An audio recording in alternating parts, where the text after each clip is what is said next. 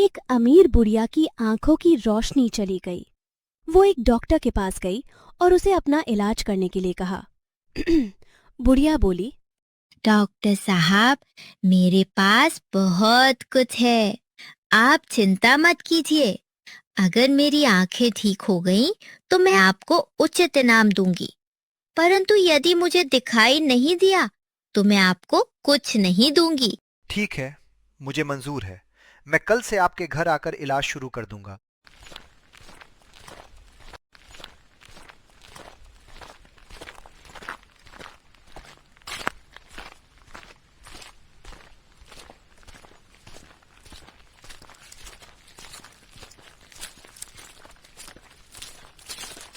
Doctor ने इलाज तो शुरू किया, परंतु उसके घर पड़े अच्छे साजो सामान को देखकर उसके मन में लालच आ गया।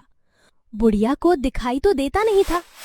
डॉक्टर ने मौका देखकर उसके घर से एक एक करके सारा सामान चुराना शुरू कर दिया। कुछ दिनों बाद डॉक्टर ने बुढ़िया के घर जाना भी छोड़ दिया, परंतु भगवान के घर देर है अंधेर नहीं। अचानक एक दिन बुढ़िया की आंखें ठीक हो गईं। उसने पवारे में दबा हुआ अपना धन निकाला और फिर उसी तरह बढ़िया जिंदगी जीने लगी। डॉक्टर ने सोचा था कि बुढ़िया का सारा धन और जेवर लूट चुका है, अब उसके पास बचा ही क्या होगा। लेकिन जब डॉक्टर ने बुढ़िया को पहले जैसी शानो शौकत से रहते देखा तो वो हैरान रह गया। डॉक्टर ने पुलिस के पास जाकर बुढ़िया की शिकायत कर दी। पुलिस ने बुढ़िया को बुलाया और पूछा, तुमने डॉक्टर को इनाम देने का वादा किया था, फिर तुमने उसे इनाम क्यों नहीं दिया? साहब, मैंने कहा था कि मेरी आंखें ठीक हो गई तो मैं डॉक्टर को इनाम दूंगी, लेकिन मुझे तो कुछ दिखाई ही नहीं दिया। तुम्हारी आंखें तो ठीक हो गई हैं, फिर तुम्हें दिखाई क्यों नहीं दिया? साहब, जब मेरी आंखों की रोशनी चली गई थी, तब मेरा घर फर्नीचर और साज सज्जा के सामान से भरा पड़ा था। लेकिन जब मेरी आंखें ठीक हुई तो मुझे अपने घर में कुछ भी दिखाई नहीं दिया।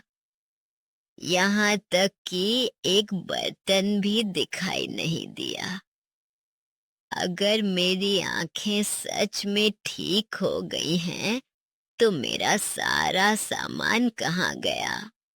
पुलिस अधिकारी सारी बात समझ गया। पुलिस ने डॉक्टर को बुलाया और सख्ती से पूछताछ की। आखिरकार डॉक्टर ने अपना अपराध स्वीकार कर लिया। पुलिस ने डॉक्टर को बुढ़िया का सारा सामान वापस करने का हुक्म दिया। इस तरह बुढ़िया ने अपनी समझदारी से डॉक्टर की चालाकी का जवाब दे दिया। बच्चों, इस कहानी से हमें यही शिक्षा मिलती है, जैसा कर्म हम करते हैं वैसा ही फल हमें मिलता है।